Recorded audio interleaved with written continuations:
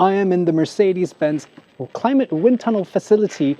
It's minus 16 degrees, and under all the snow is the new GLB. And of course, we have another car in a regular studio. I'm here because the new GLB is going to come with a cool climate system. Let's find out today on Autogefühl with me, AJ. As we can clearly see, this is a pre-production prototype, but we can already look at some hints to give us an idea of what to expect when it comes out. We know that this is based on the same platform as the CLA and the shooting brake, so already we get an idea of what the headlamps will look like.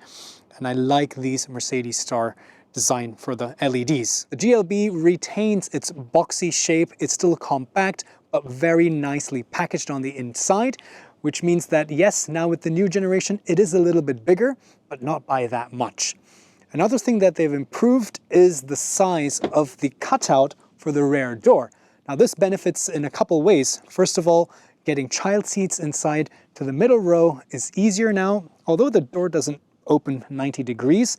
And I'll show you in a minute how getting into the third row is a little bit easier too. So yes, they've retained the 7-seat option, which I think is another USP of the GLB.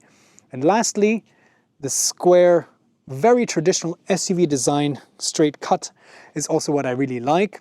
You also have that nice spoiler and of course the more modern, improved LED signature. I like these pop-out door handles and I like the interior design of the door. Mercedes, of course, has really great ambient lighting. There's lighting along the top here, but the rest of it is pretty similar to what we've come to know. And the materials are nice and soft, and they might change some of these since this is still a pre-production prototype, but I think the real story is how it looks inside. These seats are also really nice. They've redesigned the cushion shape and the contour and even the foam density a little bit to further improve the comfort based on customer feedback. And again, SUV door, SUV body style, SUV ground clearance. So getting inside is pretty easy as well. Now, this is where we see the biggest difference. This has adopted the new MB.OS that we've seen from the CLA, so a lot more to talk about here. What immediately grabs your attention are these large screens. I'm sure this one is an optional extra, but now the passenger, for example, can watch Autogefühl on YouTube on a long road trip. The MB.OS also looks really futuristic. It's such a vivid and pixel-dense screen. It's very responsive. You also have it kind of reminds me of Cortana. I don't know if you guys have ever played those Halo video games. This is the MB Assistant right over there. It looks really sci-fi. Speaking of sci-fi, I think one of the things they've really wanted to highlight with this new interior is the panoramic sky roof. The panoramic glass roof is now standard across the range, but you can optionally get the sky control, and I'll show you what that is. Unfortunately, there is no opening sunroof option anymore. Clearly, this is a prototype because that's the EQS. But what we want to show you here is the sky control to make, for example, now the sunroof, the panoramic glass is all clear, but you can tap on Opal and then all these different segments become milky. So you have more privacy. These are, of course, heat treated, UV treated, and of course, acoustic glass as well. And if you don't want the whole sunroof to be opaque, you can choose a specific motif. So maybe you just want shade in the front and the kids in the back want to look out above to see the mountains, or yeah, have your own fun pattern. If I go into the menu here and to the ambient styles button, then I can change the theme.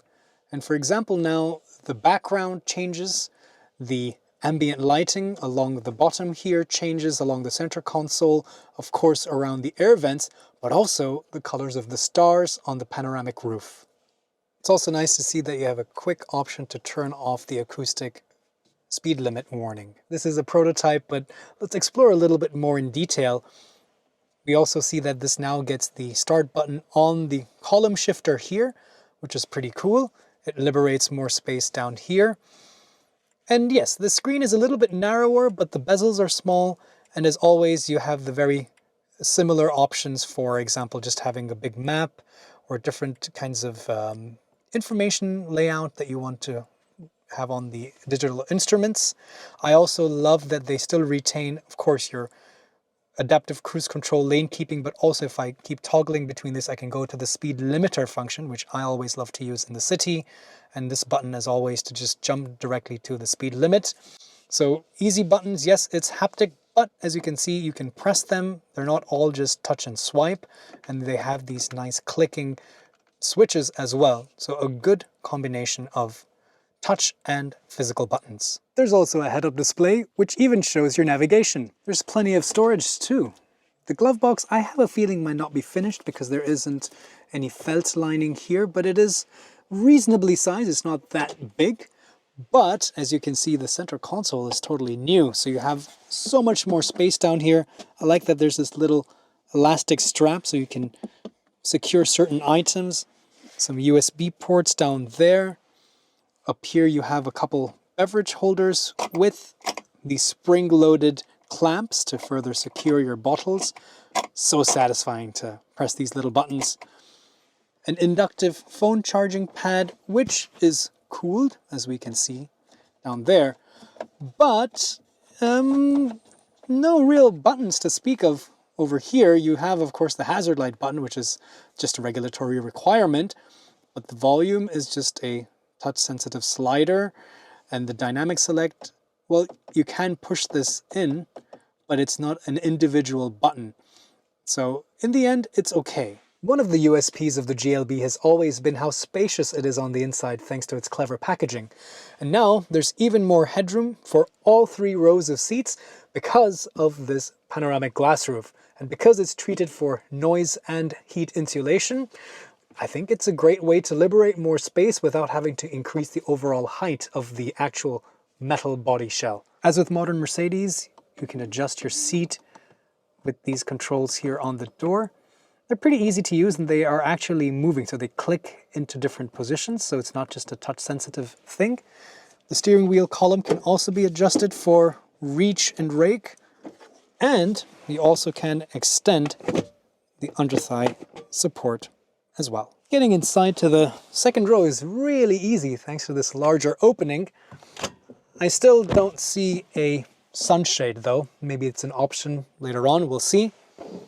Nets for your seat back pockets, a couple air conditioning vents here, a couple USB-C over here. Now, another talking point is the bench itself. Similar to the front, the cushioning and the contouring, the side bolstering has all been improved. Even the angle of recline that you can achieve if you want more cargo space or you want to really relax has also been improved. I'm 5'8" or about 1.7 meters, and as you can see, if I'm sitting with my driving seat position here set to my height, I have plenty of knee room. I have space to slide my feet under the front seat as well. An expansive panoramic glass roof, which also makes the cabin much more airy and also gives me much more headroom. So really good packaging, really spacious on the inside. Isofix child mounts for the outside 2 seats. You can, of course, fold the center down so you have a 40-20-40, and we have 2 more seats in the back. As before, you do get 5- and 7-seat options, but you can also slide the front bench forward, and you can also, of course, use this latch to then further push it all the way to the front to have an easier access to the 3rd row. So let's see how that looks now. It's still a bit of a step up. You're still sitting, as you can see, very knees up. The floor is, you're basically sitting on the floor, rather. Ignore this center console. This will not be in the final production version. They were not satisfied with this plastic, so there are no USB-C ports otherwise, so not even on the side. There is also no air conditioning vent on the 3rd row, so nothing on the C-pillar, and the air conditioning vents in the middle are also on the center console and not on the B-pillar there. So I have to see when we actually get a chance to test this vehicle, how comfortable is the air conditioning all the way here in the 3rd row. But it is still quite compact. So if I were to bring the seat back to a reasonable position, I actually have enough knee room, and if I were to slouch a bit and press my knees up against the backrest, I can kind of liberate some of the force that's on my lower back. I wouldn't be happy for a long distance, but for kids, this is definitely doable. And don't forget, Isofix for the back two seats as well. So you have the ability to put child seats here, like maybe a booster seat. So young children, they will have plenty of space. So, as you can see now, 3 AJs sitting one behind the other can actually fit. But now, how much space is left in the trunk? All right, let's take a look. Moment of truth. As expected, it's not great, but it's still usable. You can keep a couple of backpacks. And to be honest, you're not doing long road trips with 7 seats generally. If that's the case, you have the roof rack to put a roof box. This is to do the school run. If you have your kids and their friends and you need to take them to soccer practice, that's where you have the 7 seats, and then you have enough space to keep their sports equipment. It's also nice that you have a neat, tidy place to secure the parcel shelf, this roller here. So when you have the 7 seats up, everything is nice and neat. Of course, if you need to fold these down, by the way, Michelle was just saying that from the back, this kind of looks like those droids from the first 3 Star Wars movies. I'm not sure. Do you agree with Michelle? Put it down in the comments below. But with the headrests down, if I pull this red tab, I can fold the seats down and they lock into place. Now you see that we have so much more loading space.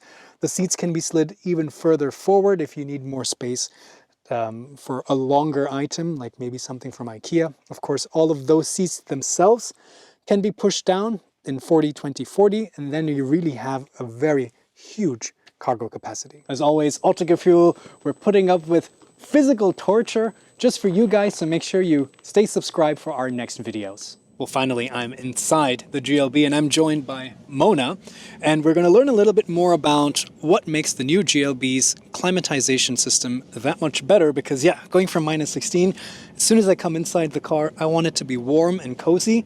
So Mona, how does the new GLB achieve this?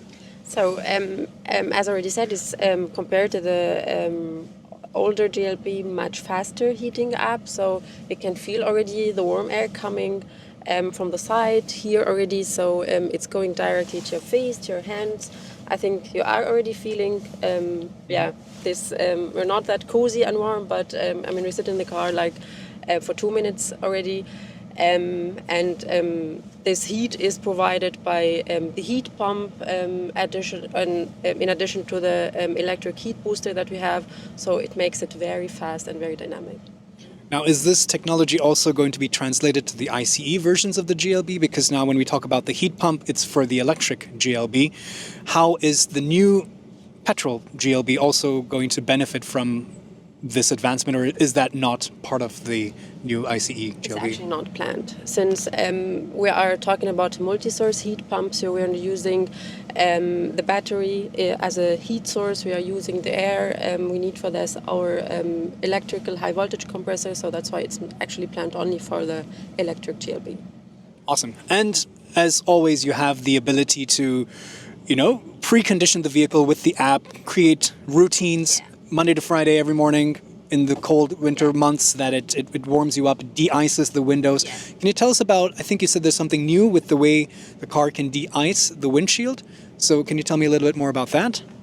So you actually can go on with the defrost button. So if I would press this button, we will direct all the air we have to the windshield. It's a very hot air, a lot of it coming directly to the windshield, so it makes it de-ice very quickly. As I already said, you can go, if you have the time, if you think about it, you can program your profile for the week, or you can just, if you're sitting in the morning drinking your coffee, you will be ready in half an hour, so you can go on and start your preconditioning, and by the time you're in the car, it is already free and you can drive your car. So it's up to you actually to choose the way you want it. It's you can do it from the app if you have the time, if you think about it, or you step in the car and it's about minutes that is already free. Great, thank you. So if we go into the climate menu here, first of all, ignore that graphic. It's a pre-production prototype, but this is what we were just talking about. If I go to the pre-entry climate control, I can set up a schedule. So let's say every Monday at probably not 3 a.m., but 8 a.m. or 7 a.m. I need to go to office. So I can have this set up so then it preconditions the climate inside the car so that it's nice and warm or cool when I enter. I can also allow the car to suggest, if it notices, for example, that Mondays and Tuesdays I start my day at 7 in the morning, then on Wednesday it'll say, hey, can I put this as a departure time so that the next time I come in, it's already preconditioned. So I think this is pretty cool. So I've been sitting inside for just under 5 minutes now, and already my feet are warm, my hands are warm, my face is warm, so this new heat pump definitely makes a difference. We don't have specifications just yet, but since we know that this is on the same platform as the CLA, we can assume that for the electric version, you'll get the 58 or the 85 kilowatt hour battery packs, which will also come with a frunk. Can't show you that today though. But also that we will probably get the 1.5 Turbo 4 petrol engine in mild hybrid guise. Different power outputs are expected. Make sure you're subscribed so when we actually get our chance to test this vehicle, you don't miss that review. In the meantime, check out comparison videos we've done with the current GLB, for example, versus its younger brother, the GLA, and check out the CLA shooting brake to learn more about the capabilities of this platform.